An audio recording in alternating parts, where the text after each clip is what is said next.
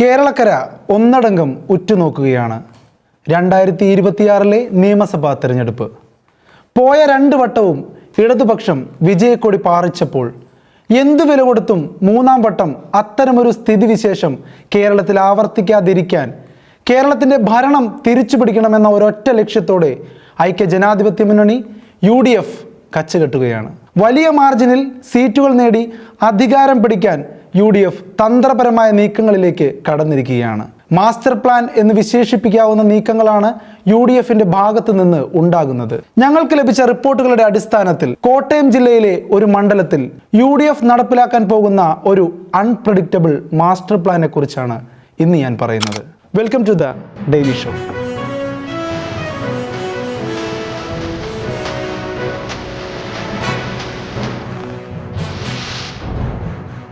കോൺഗ്രസ് നേതൃത്വം സംസ്ഥാനത്തെ 140 മണ്ഡലങ്ങളെ തരം തിരിച്ചിട്ടുണ്ട്.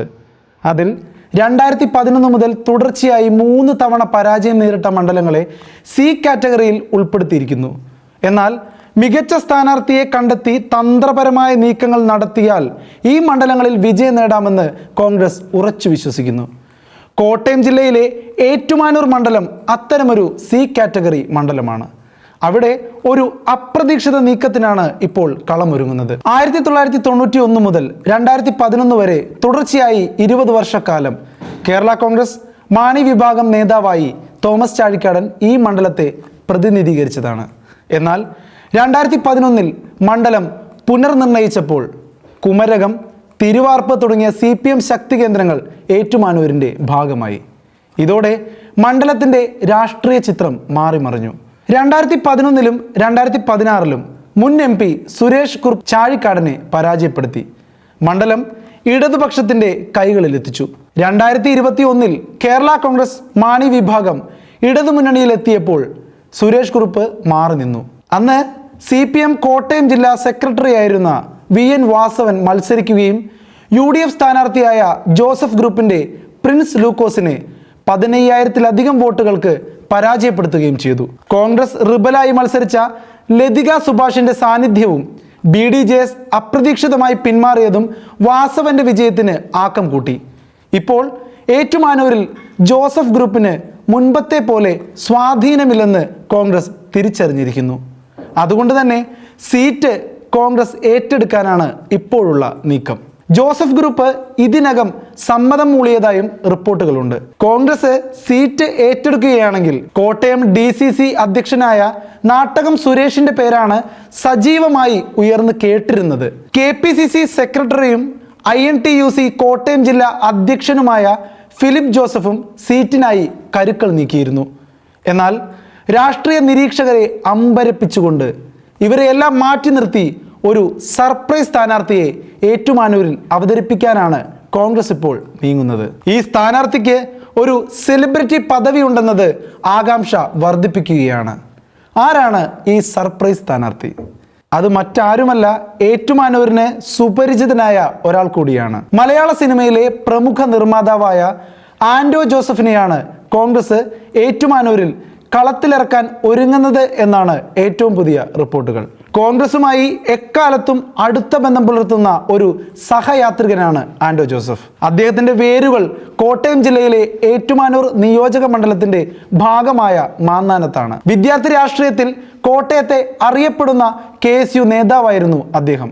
KSU ജില്ലാ സെക്രട്ടറി പദവിയും യൂത്ത് കോൺഗ്രസ് ജില്ലാ സെക്രട്ടറിയായും അദ്ദേഹം പ്രവർത്തിച്ചിട്ടുണ്ട്. പിന്നീട് ചലച്ചിത്ര നിർമ്മാണ രംഗത്തേക്ക് കടന്നു വന്നെങ്കിലും തന്റെ രാഷ്ട്രീയ ബന്ധങ്ങൾ അദ്ദേഹം കാത്തു സൂക്ഷിച്ചിരുന്നു. സിനിമാ മേഖലയിലെ അദ്ദേഹത്തിന്റെ ബന്ധങ്ങൾ ഒരു കരുത്തായി മാറുമ്പോൾ തന്നെ രാഷ്ട്രീയപരമായും സാമുദായികപരമായും അദ്ദേഹത്തിന് മികച്ച പിന്തുണ ലഭിക്കാൻ സാധ്യതയുണ്ട്. ഈ മേഖലകളിലെല്ലാം മികച്ച ബന്ധങ്ങൾ കാത്തു സൂക്ഷിക്കുന്നതിൽ ആൻഡോ ജോസഫ് ഒരു അഗ്രഗണ്യനാണ്. ഇടതുപക്ഷത്ത് നിന്ന് പോലും ആൻഡോ ജോസഫിനെ പിന്തുണയ്ക്കാൻ ആളുകളുണ്ട് എന്നത് മറ്റൊരു യാഥാർത്ഥ്യമാണ്. ആൻഡോ ജോസഫിന്റെ സ്വദേശം അതിരമ്പുഴ പഞ്ചായത്താണ്. അവിടുത്തെ കാത്തലിക് പള്ളിയുമായുള്ള അദ്ദേഹത്തിന്റെ ബന്ധങ്ങൾ വളരെ ശക്തമാണ്. കൂടാതെ ഏറ്റുമാനൂർ നിയോജക മണ്ഡലത്തിൽ ജ്ഞാനായ വിഭാഗത്തിന് വലിയ സ്വാധീനമുണ്ട്. ആൻഡോ ജോസഫിന്റെ ജ്ഞാനായക്കാരുമായുള്ള ബന്ധം വളരെ സുദൃഢമാണ്. അദ്ദേഹം പഠിച്ചു വളർന്നത് തന്നെ അവിടുത്തെ ജ്ഞാനായ സ്കൂളിലാണ്. അതിനാൽ ഈ ജ്ഞാനായ വോട്ടുകൾ ആൻഡോ ജോസഫിന്റെ വിജയ സാധ്യത വർദ്ധിപ്പിക്കുന്ന ഒരു പ്രധാന ഘടകമായി മാറുമെന്നതിൽ സംശയമില്ല. നിലവിൽ എറണാകുളത്താണ് അദ്ദേഹം താമസിക്കുന്നതെങ്കിലും മാന്നാനത്തുള്ള അദ്ദേഹത്തിന്റെ വീടിന്റെ പണി അവസാന ഘട്ടത്തിലാണെന്നും ഉടൻ തന്നെ അങ്ങോട്ട് താമസം മാറുമെന്നും റിപ്പോർട്ടുകളുണ്ട്. ഏറ്റുമാനൂർ മണ്ഡലത്തിൽ, പ്രത്യേകിച്ച് അതിരമ്പുഴ പഞ്ചായത്തിലും ഏറ്റുമാനൂർ നഗരസഭയിലും ക്രൈസ്തവ വിഭാഗത്തിലെ കത്തോലിക്ക വിഭാഗക്കാർക്ക് നിർണായകമായ സ്വാധീനമുണ്ട്. ഈ വോട്ടുകളുടെ കൃത്യമായ ഏകീകരണമാണ് UDF സ്ഥാനാർത്ഥിയുടെ വിജയത്തിന് നിർണായകമാകുന്നത് തന്നെ. കത്തോലിക്ക വിഭാഗത്തിൽപ്പെട്ട ആൻഡോ ജോസഫ് സ്ഥാനാർത്ഥിയായാൽ അത് UDFന് വലിയ ഗുണം ചെയ്യുമെന്നാണ് കോൺഗ്രസ് നേതൃത്വം കണക്ക് കൂട്ടുന്നത്. അദ്ദേഹത്തിന്റെ സ്ഥാനാർത്ഥിത്വം പ്രാദേശിക പ്രവർത്തകർക്ക് വലിയ ഊർജം നൽകുമെന്നും പ്രാദേശിക നേതാക്കൾ തമ്മിലുള്ള തർക്കങ്ങൾ ഒഴിവാക്കാൻ സഹായിക്കുമെന്നും നേതൃത്വം വിലയിരുത്തുന്നു. ഈ ഘടകങ്ങളെല്ലാം പരിഗണിച്ചുകൊണ്ട് 2026 നിയമസഭാ തെരഞ്ഞെടുപ്പിൽ ഏറ്റുമാനൂർ സീറ്റ് തിരിച്ചു പിടിക്കാൻ പ്രമുഖ നിർമ്മാതാവും കോൺഗ്രസ് സഹയാത്രികനുമായ ആൻഡോ ജോസഫിനെ കളത്തിലിറക്കാൻ കോൺഗ്രസ് ഏകദേശം തീരുമാനിച്ചു കഴിഞ്ഞു എന്നാണ് റിപ്പോർട്ടുകൾ. ഇനി മറുവശത്തേക്ക് വന്നാൽ ഏറ്റവും സുപ്രധാനമായി ഇന്ന് റിപ്പോർട്ട് ചെയ്യപ്പെട്ട ഒരു വാർത്ത, Kerala Congress M chairman Jose K മാണിയും ഒരു മണ്ഡല മാറ്റത്തിന് ഒരുങ്ങുന്നു എന്നാണ്. കഴിഞ്ഞ നിയമസഭാ തെരഞ്ഞെടുപ്പിൽ പരാജയം നേരിട്ട പാലയിൽ നിന്ന് മാറി കടുത്തുരുത്തിയിൽ മത്സരിക്കാനാണ് അദ്ദേഹത്തിന്റെ നീക്കമത്രേ.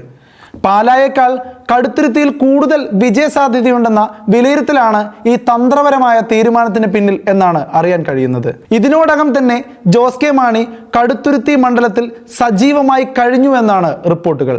സയൻസ് സിറ്റി അടക്കമുള്ള പദ്ധതികൾക്ക് ചുക്കാൻ പിടിച്ച് അദ്ദേഹം മണ്ഡലത്തിൽ വേരുറപ്പിച്ച് കഴിഞ്ഞിരിക്കുന്നുവത്രേ. അദ്ദേഹത്തിന്റെ പിതാവ് കെ മാണിയുടെ നിര്യാണത്തെ തുടർന്ന് 2019 നടന്ന ഉപതെരഞ്ഞെടുപ്പിലും പിന്നീട് 2021 നിയമസഭാ തെരഞ്ഞെടുപ്പിലും ജോസ് കെ മാണി മത്സരിച്ചുവെങ്കിലും കേരള കോൺഗ്രസ് പാലായില് നല്ല അസൽ പരാജയമാണ് രുചിച്ചത്.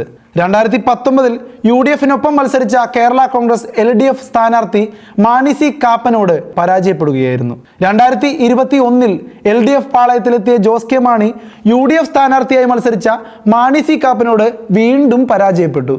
ഈ പരാജയം കേരള കോൺഗ്രസ് എം ഗ്രൂപ്പിന് വലിയ തിരിച്ചടിയായിരുന്നു. പാർട്ടി ചെയർമാൻ പരമ്പരാഗത മണ്ഡലമായ പാലായിൽ വീണ്ടും വീണ്ടും മത്സരിച്ച് തോക്കുന്നത് പാർട്ടിയുടെ പ്രതിച്ഛായക്ക് തന്നെ ദോഷകരമാകുമെന്നാണ് കേരള കോൺഗ്രസ് എം നേതൃത്വം വിലയിരുത്തുന്നത്. ഈ സാഹചര്യത്തിൽ വിജയ സാധ്യതയുള്ള മണ്ഡലത്തിൽ മത്സരിക്കണമെന്ന ആവശ്യം പാർട്ടിയിൽ തന്നെ ശക്തമായി ഉയരുന്നു. എന്നാൽ നിലവിലുള്ള MLA-മാരെ മാറ്റി മത്സരിക്കുന്നത് തിരിച്ചടിയാകുമെന്ന ആശങ്കയും പാർട്ടിക്കുണ്ട്. ഈ സാഹചര്യത്തിലാണ് കേരള കോൺഗ്രസ് എമ്മിന് ശക്തമായ വേരോട്ടമുള്ള കടുത്തുരുത്തിയിൽ തന്നെ ജോസ് കെ മാണി മത്സരിക്കുന്നത് കൂടുതൽ സുരക്ഷിതമാകുമെന്ന അഭിപ്രായം രൂപപ്പെട്ടത്. പാലായേക്കാൾ വിജയസാധ്യത കടുത്തുരുത്തിയിലാണെന്ന് നേതൃത്വം കണക്കാക്കുന്നു. 2016 നിയമസഭാ തെരഞ്ഞെടുപ്പിൽ കടുത്തുരുത്തിയിൽ പരാജയപ്പെട്ടെങ്കിലും മോൻസ് ജോസഫിന്റെ ഭൂരിപക്ഷം 5000-ൽ താഴെയാക്കാൻ കേരള കോൺഗ്രസ് എമ്മിന് സാധിച്ചിരുന്നു. ഈ മുൻകാല പ്രകടനങ്ങളും കടുത്തുരുത്തിയിലെ സ്വാധീനവും ജോസ് കെ മാണിക്ക് അനുകൂലമാകുമോ അതോ പാലായിൽ സംഭവിച്ചതുപോലെ നെഗറ്റീവ് പറയണ്ട, ജോസ് കെ മാണിക്ക് ആശംസകൾ. ഇനി ആൻഡോ ജോസഫിന്റെ കാര്യത്തിലേക്ക് വരാം. നമ്മൾ അദ്ദേഹത്തിന്റെ കാര്യം പറഞ്ഞാണല്ലോ തുടങ്ങിയത്. വാസവനെ പോലും ഞെട്ടിക്കുന്ന ഒരു വിജയം ആൻഡോ ജോസഫ് ഏറ്റുമാനൂരിൽ സൃഷ്ടിക്കുമോ? എങ്കിലത് ഒരു ചരിത്രമായിരിക്കുമെന്നതിൽ സംശയമില്ല. എന്തായാലും കാത്തിരുന്ന് കാണാം.